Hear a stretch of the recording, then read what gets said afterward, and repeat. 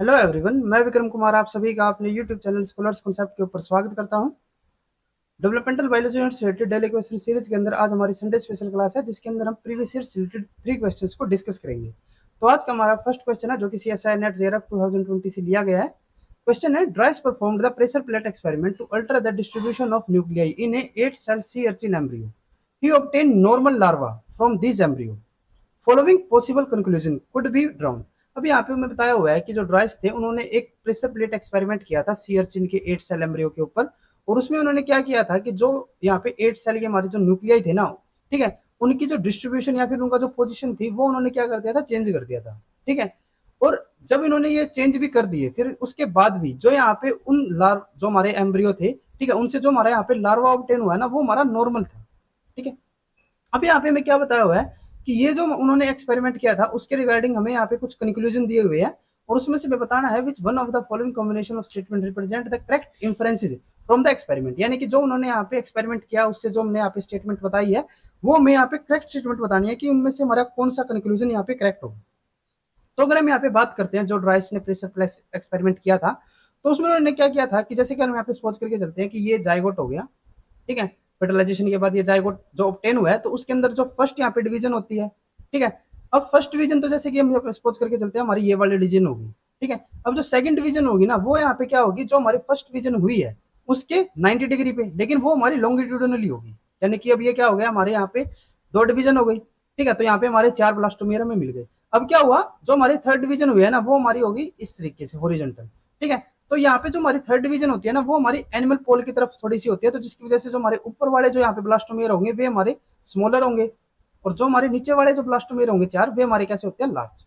तो टोटल हमें यहाँ पे 8 ब्लास्टोमियर मिलेंगे, 4 हमारे ऊपर की तरफ जो कि हमारे स्मॉल होंगे, और 4 हमारे नीचे की तरफ जो कि हमारे लार्ज होंगे। ठीक है। तो अगर हम यहाँ पे ऊपर से देखें इसको, तो ऊपर से हमारे यहाँ पे क्या होंगे, जैसे कि 1, 3, 5 और 7, ये हमारे ऊपर की तरफ है। ठीक है। और ये हमारे कैसे होंगे, स्मॉल होंगे, माइक्रोमियर हम इसको बोल सकते हैं। और जो हमारे नीचे वाले होंगे ना, जैसे कि 2, 4, 6 और 8, ये हमारे नीचे की तरफ है, और ये हमारे कैसे होंगे, लार्ज, यानी कि मैक्रोमियर। ठीक है। तो ये हमारी नॉर्मल 8 सेल स्टेज हो गई। ठीक है। अब अगर हम यहाँ पे बात करते हैं, जो प्रेशर प्लेट एक्सपेरिमेंट ड्राइस ने किया था, तो उसमें उन्होंने क्या किया था कि जो यहाँ पे हमारा ये 8 सेल स्टेज है ना, ठीक है, उसको ऐसे रखा, और उसके बाद उन्होंने क्या किया, इसको 2 प्लेट से ऐसे प्रेशर अप्लाई किया उसके ऊपर। ठीक है। अब नॉर्मल अगर हम यहाँ पे डिस्ट्रीब्यूशन देखते हैं, तो नॉर्मल हमारा क्या होना चाहिए था, 4 हमारे ऊपर की तरफ होने चाहिए थे, 4 हमारे नीचे की तरफ होने चाहिए थे।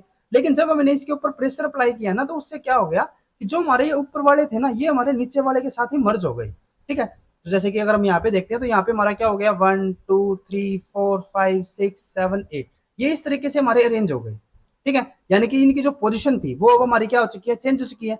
अब उसके बाद जब यहाँ पे प्रेशर अप्लाई कर दिया था, एक हमने यहाँ पे प्रेशर अप्लाई नहीं किया, तो इसके बाद अगर हम यहाँ पे बात करते हैं, जो हमारी फोर्थ यहाँ पे सेल डिवीजन होती है, तो उस केस में क्या होगा, अगर हम यहाँ पे इस डिवीजन को देखें, तो ये हमारी कैसे हो रही है, जैसे कि अगर मैं 7 वाले केस की बात करता हूँ, तो 7 में हमारा यहाँ पे क्या हो गया, जैसे कि यहाँ पे भी देख सकते हो आप, 7 वाला था ये हमारा कंप्लीट। अब इसकी जब डिवीजन हुई है ना, तो वो हमारी कैसी हो गई, दोबारा से हमारी हॉरिजॉन्टल हो गई, सॉरी लॉन्गिट्यूडनल वाली हो गई। ठीक है। इससे क्या होगा, जैसे कि अगर हम यहाँ पे बात करते हैं, ये हमारी लॉन्गिट्यूडनल डिवीजन से क्या हो गया, हमारा 7A 7B 5B 5A 3B 3A, तो इस तरीके से हमारे यहाँ पे डिवाइड हो गए।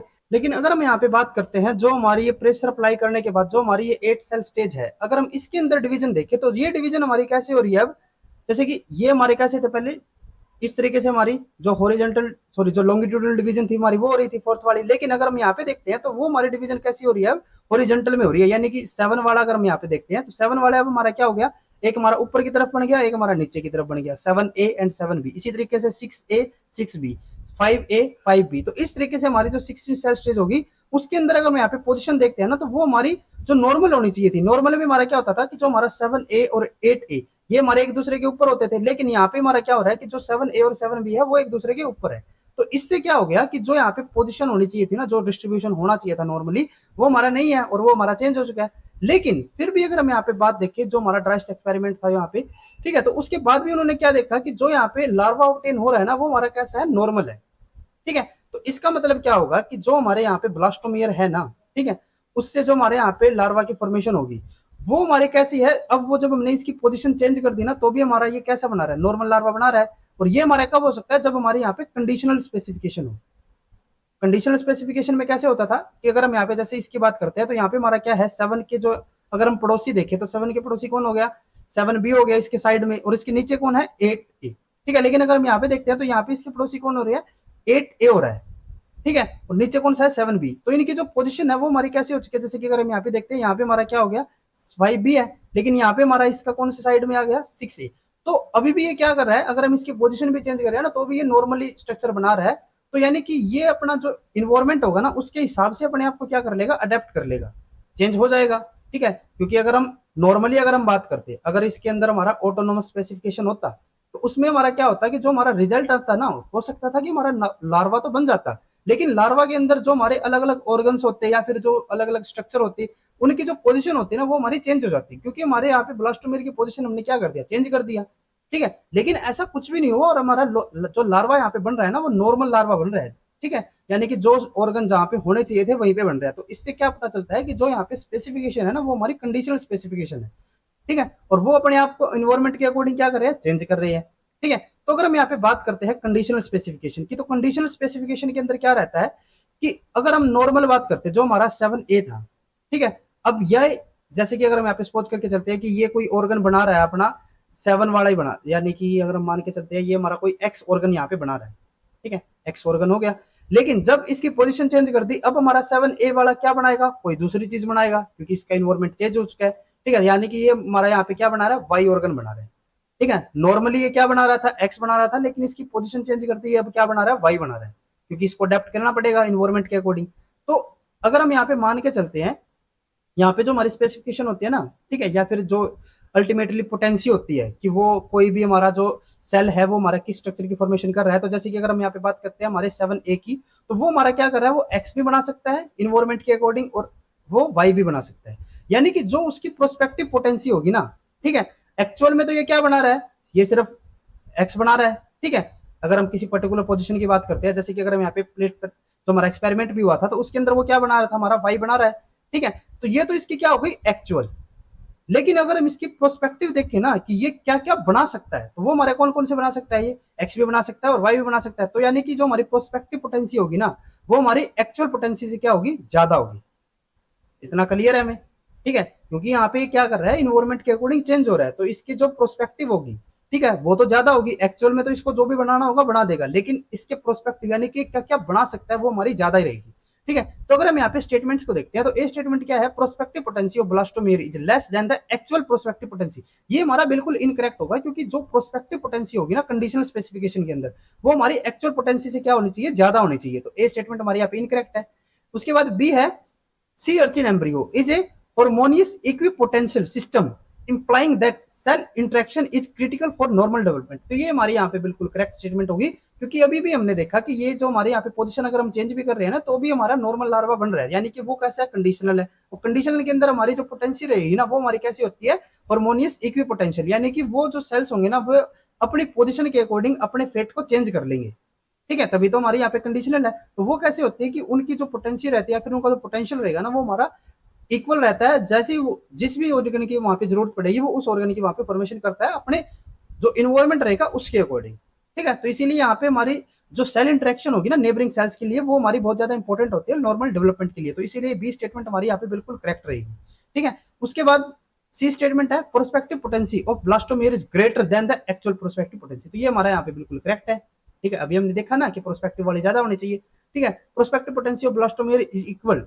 To the prospective fate. तो ये भी हमारा यहाँ पे इनकरेक्ट हो गया, क्योंकि जो पोटेंसी रहेगी ना वो हमारी ज्यादा होती है फेट से, ठीक है। तो यानी कि हमारे यहाँ पे बी और सी स्टेटमेंट करेक्ट है, तो इसीलिए हमारे यहाँ पे जो बी ऑप्शन होगा वो हमारा बिल्कुल करेक्ट होगा। देन उसके बाद नेक्स्ट हमारे यहाँ पे क्वेश्चन है जो कि हमारा CSIR नेट जेआरएफ 2020 से लिया गया है। क्वेश्चन है, एंटीनापीडिया protein express in the thoracic segment of fly and not in the head region. However, a dominant mutation of Antinapedia replace antenna with the leg-like structure.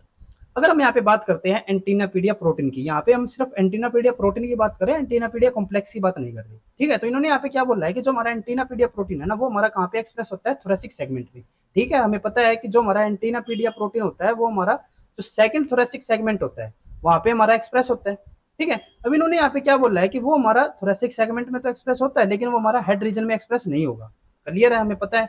लेकिन अगर एंटीनापीडिया की हमारी डोमिनेंट म्यूटेशन हो जाती है, डोमिनेंट म्यूटेशन का मतलब क्या होगा कि ये हमारा थोरेसिक सेगमेंट में तो एक्सप्रेस होगा ही, साथ में ये कहां पे भी एक्सप्रेस होगा, हेड सेगमेंट के अंदर भी हमारा एक्सप्रेस हो जाएगा।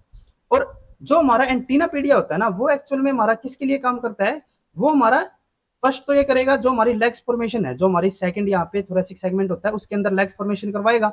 और एक और इसका काम होता है कि ये एंटीना की स्ट्रक्चर या फिर एंटीना की जो यहाँ पे ऑर्गन होगा, ठीक है, उसको रिप्रेस करेगा, ठीक है, यानी कि एंटीना की स्ट्रक्चर को नहीं बनने देगा। अब हमने यहाँ पे क्या किया कि जो हमारा हेड रीजन था वहां पे हमने एंटीनापीडिया को एक्सप्रेस करवा दिया। तो उसका मतलब जो हमारा हेड रीजन के अंदर एंटीना बनना चाहिए था नॉर्मली, वो हमारा ना बन के वहां पे क्या बनेगी, लेग्स बनेगी। ठीक है, इन्होंने यही बोला है कि जो हमारे यहाँ पे डोमिनेंट म्यूटेशन हुई है तो उस केस में क्या होता है कि जो हमारा हेड रीजन है वहां पे हमारा लेग लाइक स्ट्रक्चर बनेगी in place of antenna, antenna वहां पे नहीं बन रहा। ठीक है, तो उसके रिगार्डिंग अभी यहाँ पे क्या बताया है, the following statement were made with reference to Antennapedia. अब एंटीनापीडिया की रिगार्डिंग हमें यहाँ पे कुछ स्टेटमेंट्स दी हुई है और विच one of the following option represent the correct statement, और उसके रिगार्डिंग हमें यहाँ पे बताना है कि हमारी कौन सी स्टेटमेंट यहाँ पे करेक्ट होगी। तो अगर हम यहाँ पे बात करते हैं जो हमारी ए स्टेटमेंट यहाँ पे दी हुई है, इन डोमिनेंट एंटीनापीडिया म्यूटेंट, जब हमारे यहाँ पे डोमिनेंट एंटीनापीडिया म्यूटेंट हुई है, ठीक है, the Antennapedia gene is expressed in the head as well as thorax. तो ये तो हमारी बिल्कुल करेक्ट होगी। अभी हमने बताया ना कि जब हमारे यहाँ पे डोमिनेंट म्यूटेशन होगी तो उस केस में क्या होगा कि जो हमारा एंटीनापीडिया है वो हमारा थोरेसिक सेगमेंट में तो एक्सप्रेस हो रही है, साथ में वो हेड रीजन के अंदर भी एक्सप्रेस हो रहा है। ठीक है, तो ये हमारा यहाँ पे बिल्कुल करेक्ट रहेगा। बी है इन द एंटीनापीडिया म्यूटेंट। अगर हम यहाँ पे एंटीनापीडिया म्यूटेंट कर देते हैं, अब यहाँ पे हमें डोमिनेंट नहीं बोला हुआ, ठीक है, और इस केस में क्या होता है कि अगर हम यहाँ पे एंटीनापीडिया म्यूटेशन की बात करते हैं या फिर हमारी रिसेसिव म्यूटेंट की अगर हम बात करते हैं, तो उस केस में क्या होता है कि जो हमारा एंटीनापीडिया है ना वो हमारा थोरेसिक सेगमेंट में भी एक्सप्रेस नहीं होगा, यानी कि हेड में तो वो हो ही नहीं रहा था, वो हमारा थोरेसिक सेगमेंट में भी एक्सप्रेस नहीं हो पाएगा। ठीक है, वो हमारी कौन सा केस होता है, एंटीनापीडिया म्यूटेंट या फिर रिसेसिव एंटीनापीडिया म्यूटेशन। ठीक है, तो उस केस में क्या होगा कि हमारा ये थोरेसिक सेगमेंट में एक्सप्रेस नहीं होना चाहिए था। द एंटीनापीडिया जीन, अब इन्होंने क्या बोला है जीबी स्टेटमेंट में, in Antennapedia mutant the Antennapedia gene is expressed in the head region only and thus promote leg like structure in the head socket. तो ये हमारा इनकरेक्ट होगा, क्योंकि जब हमारे यहाँ पे एंटीनापीडिया म्यूटेंट होगा ना तो उस केस में ये हेड में तो ये वैसे भी नहीं हो रहा था, ये हमारा थोरेसिक में भी एक्सप्रेस नहीं होगा। और अगर हमारी डोमिनेंट एंटीनापीडिया म्यूटेशन होगी तो उस केस में हमारा दोनों रीजन में ही एक्सप्रेस होगा और नॉर्मली में सिर्फ हमारा थोरेसिक सेगमेंट में एक्सप्रेस होगा। तो बी स्टेटमेंट हमारी यहाँ पे इनकरेक्ट है। उसके बाद in addition to promoting thoracic structure antenapedia protein binds to the and repress the enhancer of homothorax and some other gene responsible for antenna specification। तो ये हमारी बिल्कुल करेक्ट होगी, क्योंकि जो हमारा यहाँ पे एंटीनापीडिया होता है ना वो थोरेसिक स्ट्रक्चर के अंदर हमारा क्या करेगा कि वहां पे हमारा एक्सप्रेस भी करवाएगा किसकी, लेग फॉर्मेशन को, लेकिन वो हमारा रिप्रेस भी करवाता है किसको, रिप्रेस द इनहेंसर ऑफ होमोथोरेक्स, जो कि हमारा किसके अंदर काम आएंगे, रिस्पॉन्सिबल फॉर एंटीना स्पेसिफिकेशन, वो उसको रिप्रेस ही कर रहा था। ठीक है, तो इसीलिए सी स्टेटमेंट हमारे यहाँ पे बिल्कुल करेक्ट है। उसके बाद डी है Antennapedia has no role in thoracic region specification and thus recessive Antennapedia mutant show no phenotypic effect. तो ये तो हमारा बिल्कुल इनकरेक्ट ही होगी, क्योंकि थोरेसिक रीजन में तो वो हमारा काम आ रहा है। तो इसीलिए हमारी ए और सी स्टेटमेंट यहाँ पे बिल्कुल करेक्ट है। तो हमारा जो यहाँ पे सेकंड ऑप्शन होगा वो हमारा बिल्कुल करेक्ट रहेगा। उसके बाद आज का हमारा लास्ट क्वेश्चन है क्वेश्चन नंबर 13, जो कि हमारा सीएसआर नेट जेआरएफ 2020 से लिया गया है। The continued expression of engrailed and wingless is maintained by interaction between engrailed and wingless expression cells. The following statement are given toward the initiation of cascade of event that occur in the for this interaction। अब जो हमारे यहाँ पे इनग्रेल्ड और wingless होते थे वे हमारे कौन से होते थे, जो हमारे सेगमेंट पोलैरिटी जीन्स होते थे। ठीक है, वहां पे हमारे काम आते थे ना ये। तो जो हमारा एक सेगमेंट होता था उसके अंदर हमारा जो एंटीरियर और पोस्टीरियर एक्सिस अगर हम यहाँ पे बात करें तो उसके अंदर हमारे कौन से होते थे, सेगमेंट पोलैरिटी जीन्स हमारे काम आते थे। और जो हमारे यहाँ पे इनग्रिल्ड और विंगलेस होते थे वे हमारे इन सेगमेंट पोलैरिटी यानी कि एक पर्टिकुलर सेगमेंट की जो पोलैरिटी को मेंटेन करके रखना था उसके अंदर हमारे हेल्प करते थे। ठीक है, जिसके अंदर क्या होता था कि अगर मैं पर्टिकुलर यहाँ पे एक सेगमेंट की अगर मैं बात कर रहा हूँ, ठीक है, यहाँ पे मैं सेगमेंट की बात कर रहा हूँ ना कि पैरा सेगमेंट। तो सेगमेंट की अगर हम यहाँ पे बात करें, जैसे कि एक मेरा सेगमेंट हो गया, तो इसके अंदर जो मेरा बिल्कुल पोस्टीरियर सेल होगा वहां पे हमारा कौन सा होता है, जो हमारा यहाँ पे इनग्रिल्ड वाला होगा। ठीक है, और बिल्कुल उसके साइड में हमारा कौन सा होता है, विंगलेस। ठीक है, ये इस तरीके से हमारे एक्सप्रेस होते हैं और ये क्या करते हैं, ये इसकी एक्सप्रेशन को यहाँ पे मेंटेन करता है और ये इसकी एक्सप्रेशन को। ठीक है, ये हमने पढ़ रखा है। ठीक है, जब हमारे लेक्चर्स थे तो उस टाइम हमने ये पढ़ा था। तो उसकी रिगार्डिंग हमें यहाँ पे कुछ स्टेटमेंट्स दी हुई है और उसमें से हमें क्या बताना है, which combination of above statement correctly represent the maintenance of engrailed and wingless expression. और उसके रिगार्डिंग हमें यहाँ पे कुछ स्टेटमेंट बतानी है जिसमें से हमें करेक्ट स्टेटमेंट को यहाँ पे सिलेक्ट करना है। तो अगर हम यहाँ पे ए स्टेटमेंट देखते हैं तो इसमें क्या है, the engrailed gene is expressed in cell where neither even skipped nor fushi tarazu gene is active. तो ये हमारे बिल्कुल इनकरेक्ट होगी, क्योंकि अगर हम यहाँ पे इनग्रिल्ड की अगर हम बात करते हैं तो इनग्रिल्ड हमारा कहाँ पे एक्सप्रेस होगा, जहां पे हमारे इवन स्किप्ड और या फिर फ्यूजित राजू, ये दोनों हमारे हाईली एक्टिव होंगे, ना कि नॉन एक्टिव। इन्होंने यहाँ पे क्या बोला है, neither even skip nor fushi tarazu gene is active, यानी कि वो हमारे इनएक्टिव होंगे, यानी कि ये हमारे इनकरेक्ट होगी, क्योंकि जब हमारे ये दोनों के दोनों एक्टिव होते हैं ना, वहां पे हमारा क्या होगा, इनग्रेड एक्टिव मिलता है। तो ये स्टेटमेंट हमारे यहाँ पे इनकरेक्ट है। उसके बाद बी है, the wingless gene is expressed in those gene that contain high concentration of either even skip और फ्यूजित राजू। तो ये भी हमारी इनकरेक्ट होगी, ये तो दोनों हमारी एक दूसरे के अपोजिट थी ना, ठीक है। तो ये तो हमारे यहाँ पे इनकरेक्ट होगी, क्योंकि जो हमारा इनग्रिल्ड होता है ना, वो हमारा कब एक्सप्रेस होगा, जब ये दोनों के दोनों हमारे हाईली एक्सप्रेस होंगे, ठीक है। और जो हमारा विंगलेस होगा वो हमारा कब एक्सप्रेस होगा, जब ये हमारे नॉर्मल या फिर हमारे बहुत ज्यादा लो एक्सप्रेशन होगी, ठीक है। तो इसीलिए हमारे यहाँ पे ए और बी स्टेटमेंट हमारे दोनों के दोनों इनकरेक्ट हो जाती है, ठीक है। तो इसीलिए हमारा जो ए ऑप्शन होगा या फिर हमारा जो यहाँ पे बी ऑप्शन होगा, ये भी हमारा इनकरेक्ट हो गया, और जो हमारा सी ऑप्शन होगा वो भी हमारा इनकरेक्ट है, क्योंकि यहाँ पे हमें ए दिया हुआ है, यहाँ पे हमें बी दिया हुआ है, और यहाँ पे हमें ए दिया हुआ है। तो हमें वैसे भी पता चल गया कि जो हमारे यहाँ पे फोर्थ ऑप्शन होगा वो हमारा बिल्कुल करेक्ट होगा, ठीक है। लेकिन फिर भी अगर हम यहाँ पे सी स्टेटमेंट को देखते हैं, तो सी स्टेटमेंट यहाँ पे क्या है, विंगलेस इज सिक्रेटेड प्रोटीन। बिल्कुल करेक्ट है कि विंगलेस जो हमारा होता था ना, वो हमारा एक सिक्रेटेड प्रोटीन होता था, वो यहाँ से हमारा रिलीज हो जाता था, ठीक है। और वो हमारा कहाँ पे जाके बाइंड करता था, जो हमारा इनग्रिल्ड होते थे उनके ऊपर जो हमारा यहाँ पे फ्रिजल्ड रिसेप्टर होते थे, ठीक है। तो इन्होंने यहाँ पे क्या दिया हुआ है, डिफ्यूज टू द सराउंडिंग, ठीक है, वो डिफ्यूज हो जाता था, binds with the frizzled and LRP6 receptor protein and activate engrailed gene via armadillo. तो ये हमारे बिल्कुल करेक्ट रहेगी, क्योंकि हमने बताया था कि जो हमारे यहाँ पे विंगलेस होता है वो हमारा फ्रिजल्ड या फिर LRP रिसेप्टर के ऊपर जाके बाइंड करता है, और बाइंड करने के बाद ये क्या करता है, जो हमारे इनग्रिल्ड वाले सेल्स है ना, उनके अंदर हमारा इनग्रिल्ड प्रोटीन की एक्सप्रेशन या फिर उसकी सिंथेसिस को इनहेंस करता है, और वो किसके थ्रू करता था, अर्मेडिलो। और ये हमारा क्या होता था, एक तरीके का बीटा कैटनिन होता था, ठीक है। तो यानी कि सी स्टेटमेंट हमारी यहाँ पे बिल्कुल करेक्ट रहेगी। उसके बाद डी है, hedgehog protein activate the transcription of engrailed and also activate its own transcription. तो ये हमारी यहाँ पे इनकरेक्ट होगी, क्योंकि जो हमारे यहाँ पे hedgehog होता है ना, ठीक है, वो हमारा कहां से रिलीज होता है, इनग्रिल्ड से होता है, ठीक है। ये हमारा कौन सा होता है, hedgehog होगा, और ये हमारा जाके बाइंड कहाँ पे करता था, जो हमारे पैच रिसेप्टर होते थे, कौन से वाले, विंगलेस के ऊपर। ये हमारे कौन से होते हैं यहाँ पे, पैच रिसेप्टर, ठीक है। तो जो हमारे यहाँ पे hedgehog होता है ना, वो हमारा किसकी एक्सप्रेशन को यहाँ पे रेगुलेट करता है, जो हमारे विंगलेस हो गए, ना कि इनग्रिल्ड। लेकिन हाँ, ये कह सकते हैं हम कि जो हमारा hedgehog है ना, वो हमारे यहाँ पे जाके बाइंड कर गया, यहाँ पे हमारा विंगलेस बनवाएगा। विंगलेस हमारा क्या करेगा, फर्दर आगे जाके दोबारा से इनग्रिल्ड के एक्सप्रेशन को रेगुलेट करता है। लेकिन अगर हम इनिशियली देखें, तो वो हमारा इनिशियली कहाँ पे जाके बाइंड करेगा, या फिर किसके एक्सप्रेशन को रेगुलेट करता है, विंगलेस वाले को। तो इसीलिए हमारा यहाँ पे जो डी स्टेटमेंट है वो हमारी इनकरेक्ट है। उसके बाद डी स्टेटमेंट है, सॉरी, जो हमारी ई स्टेटमेंट है next, hedgehog protein diffuse from the cell and binds to the PEX receptor on the neighboring cells and enable transcription of wingless gene। तो ये हमारी यहाँ पे बिल्कुल करेक्ट होगी, ठीक है, क्योंकि जो हमारा hedgehog है वो हमारा डिफ्यूज प्रोटीन है, वो हमारा जाके बाइंड करेगा विंगलेस प्रोटीन के ऊपर, जहाँ पे हमारे पैच रिसेप्टर होंगे, और उसके अंदर हमारी जो विंगलेस होंगी उसकी एक प्रोटीन एक्सप्रेशन को यहाँ पे ये मेंटेन करके रखता है, ठीक है। तो इसीलिए हमारे यहाँ पे जो ई स्टेटमेंट है वो हमारी करेक्ट हो गई। तो हमारा सी और ई, जो कि हम पहले भी बोल रहे थे कि हमारा जो फोर्थ ऑप्शन होगा वो हमारा यहाँ पे बिल्कुल करेक्ट होगा। तो इसीलिए हमारे यहाँ पे जो फोर्थ ऑप्शन है वो करेक्ट रहेगा। अगर आपको ये वीडियो हमारी यूजफुल लगी हो तो please like and share this video, और डेवलपमेंटल बायोलॉजी से रिलेटेड इसी तरीके के क्वेश्चंस और कॉन्सेप्ट्स करने के लिए please subscribe to our YouTube channel Scholars Concepts. Thank you.